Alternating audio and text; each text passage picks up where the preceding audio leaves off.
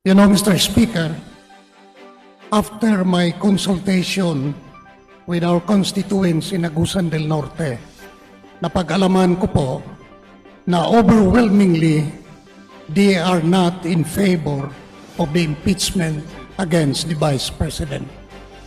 And being their representative, I have to listen to them. Kaya ang pagboto ko ng no ay dala ko ang boses ng taga-Agusan del Norte.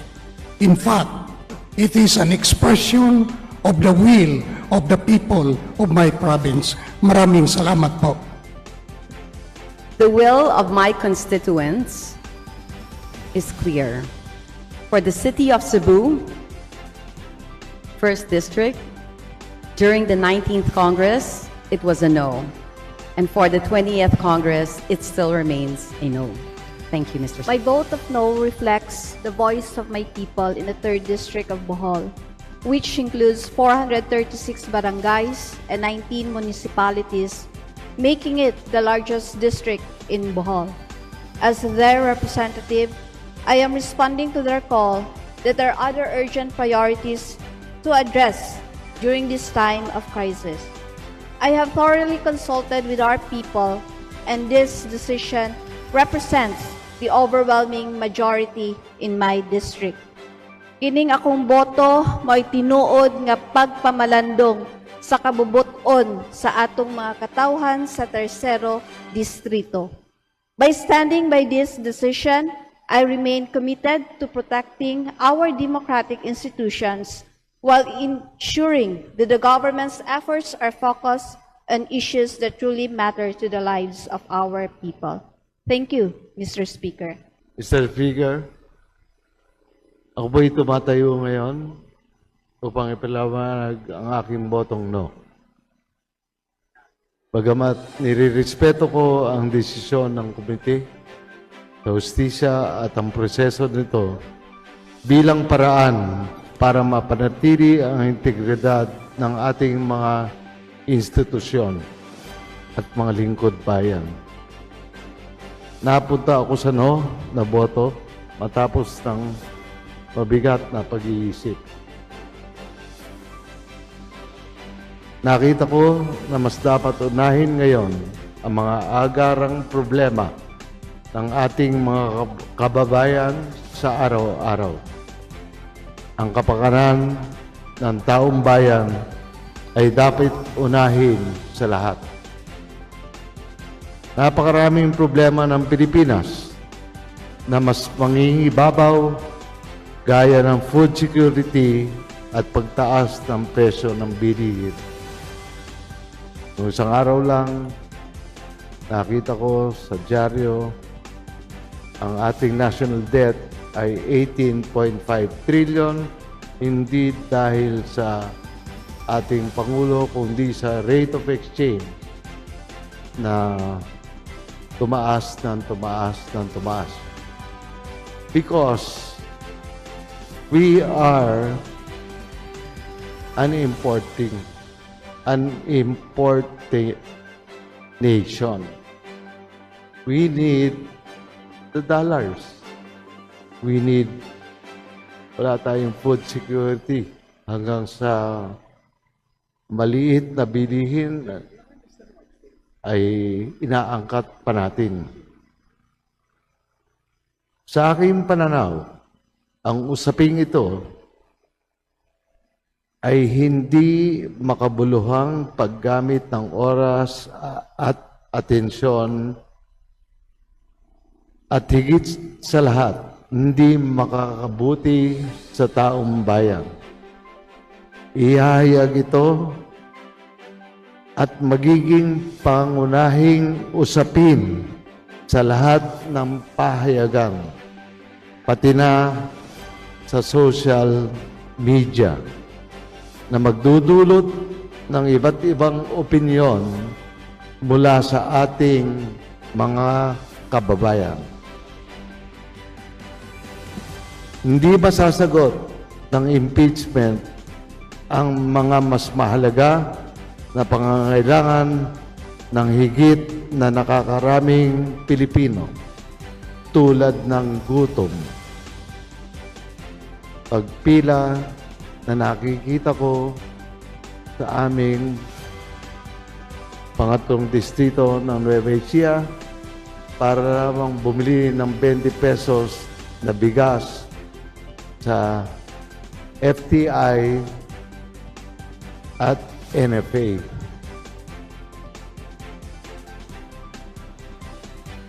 Hindi nito maibsan ang hirap ng buhay at pagtaas ng presyo ng pangunahing bilihin.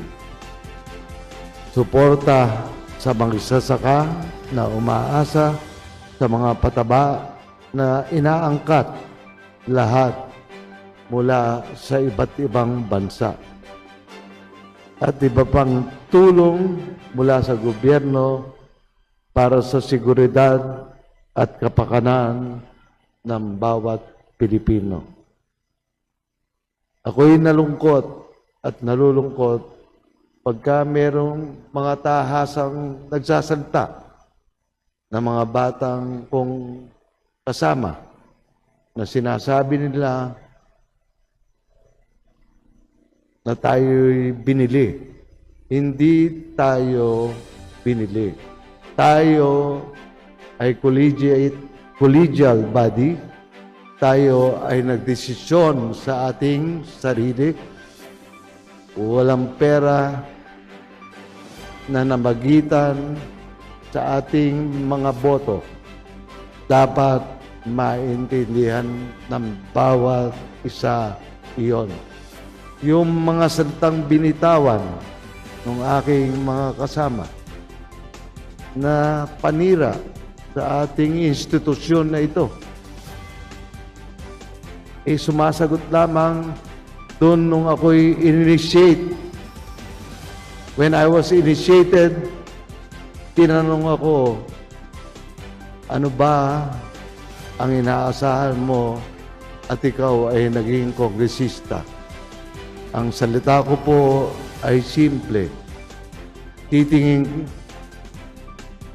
Titingnan ko lamang po kung titino pa yung ating bansa. Sabi nga, nung pinatay at pinaslang na bayani natin, si General Antonio Luna, na pinaslang sa aming lugar sa Cabanatuan City, Nueva Ecija. Bayan o sarili? Yon ang pinakamalaking question. Sana yung mga susunod na henerasyon na magsasalita rito at magpagtitiwala ng taong bayan, unahin naman sana ang bayan bago ang sarili. Mr. Speaker, distinguished colleagues, good afternoon.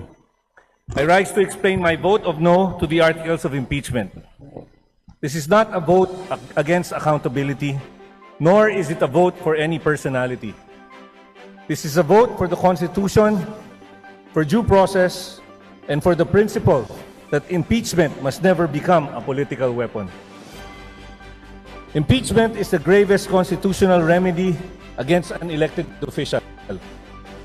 Precisely because it is grave, it must be founded on credible evidence and a fair process. Hindi sapat ang duda, haka-haka o ingay lamang. The complaints must stand or fall on their own allegations and supporting documents. Yet, several affidavits, reports, and alleged findings presented during the hearings, including AMLC reports, alleged NBI findings, and even the COA decision itself, were not attached to the original complaints. Worse, it appears that even evidence was later obtained to cure deficiencies in the complaints. That is a dangerous precedent. Hindi pwedeng magsampa muna ng impeachment batay sa bare allegations, tapos saka pa lamang hahanap ng ebidensya pagkatapos. That is not due process. Tulad nga ng sinabi ni Congressman Marcoleta, that is a fishing expedition. On the confidential funds issue, Even Attorney Gloria Camora of the Commission on Audit confirmed during the hearings that there were no findings of misuse under the COA decision being cited. She likewise confirmed that the release of the confidential funds passed through proper approvals, including the Office of the President and the DBM.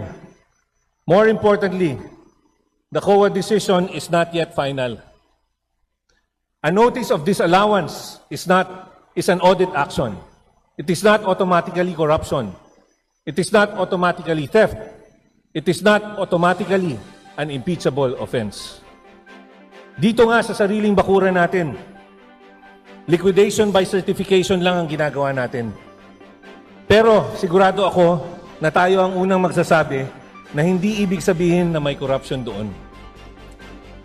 On the AMLC reports, we must also be careful not to mischaracterize covert and suspicious transactions as automatic proof of wrongdoing. Suspicion is not proof, allegation is not conviction. In fact, even the AMLC information sharing report itself reportedly refers to a BPI letter explaining that a supposed 2 billion transaction was actually the result of a system error, and that the real amount involved was only around 2 million pesos. Yet, this annex was allegedly not included in the materials furnished to the members of the House. At the very least, it raises serious questions regarding the completeness, fairness, and integrity of the evidence being presented against the Vice President. The same principle applies to the alleged SALN issues. A discrepancy relating to a SALN does not automatically amount to an impeachable offense. Our laws allow amendments and corrections to SALNs when necessary. Kailangan pa rin ng malinaw at matibay na ebidensya ng sinadyang pagtatago o panlilinlang, which, to my mind, has not been sufficiently established in this case against the Vice President. On the alleged threats, the Vice President's designated survivor remark made in jest was clearly made in reference to the constitutional role of the Vice President to assume the presidency in case of death, resignation, removal, or incapacity of the President. The issue today is not whether one supports or opposes Vice President Sara Zimmerman Duterte. The deeper question is whether this House will defend the integrity of impeachment itself. Will we respect the line between the House initiation and Senate trial? Will we choose law over noise, evidence over accusation, and fairness over expediency? Let it not be said that at this crucial time in our democracy, this House lowered the constitutional standard because the politics of the hour demanded it. Huwag nating hayaang sabihin ng kasaysayan na ginamit natin ang pinakamabigat na kapangyarihan ng Kongreso hindi para sa katarungan, kundi para sa politika. History will judge this House not only by the vote we casted today, but by whether we had the courage to defend due process when it mattered most. Mr. Speaker, alam naman nating lahat na ang bawat boto natin dito ay may kaakibat na consequences. Maaring may political cost. Excuse me. Maaring may personal cost. Ngunit darating ang panahon na ang mas mahalaga ay kung nanaig ba ang prinsipyo, integridad at paninindigan sa tama. Sapagkat ito ang mga bagay na dapat nating ipamana sa susunod na henerasyon. Darating ang panahon na huhusgahan din tayo ng mga kabataan. Kung ipinaglaban ba natin ang tama kahit mahirap, sana pagdating ng araw, titingalain tayo ng bagong henerasyon. Hindi dahil sumabay tayo sa agos ng politika, kundi dahil pinili nating manindigan para sa konstitusyon, sa due process at sa tama. Representative Masal, please wrap up. Almost done, sir. God sees everything we do as human beings. At sa huli, higit sa politika, higit sa ingay, higit sa anumang pressure, mananagot pa rin tayo sa mas mataas na pamantayan at ng katotohanan at konsensya. As Abraham Lincoln once said, "My concern is not whether God is on our side. My greatest concern is to be on God's side, for God is always right." For that reason, I vote no to procedural overreach. I vote no to incomplete and selective evidence. I vote no to political weaponization of the impeachment process. At higit sa lahat, for the Constitution, for due process, and for the integrity of this House, I vote no to the adoption of Committee Report number 261 and the articles of impeachment. Majority Leader. Thank you, Mr. Speaker. Mayong hapon sa tanan. My vote is no, guided by my commitment to listen to the voice and sentiments of the majority of my constituents in the 2nd District of Bohol. Thank you, Mr. Speaker. Mr. Speaker, my vote is no. Let me state at the outset, accountability is non-negotiable. Public office is a public trust, and every public official must remain answerable to the Filipino people.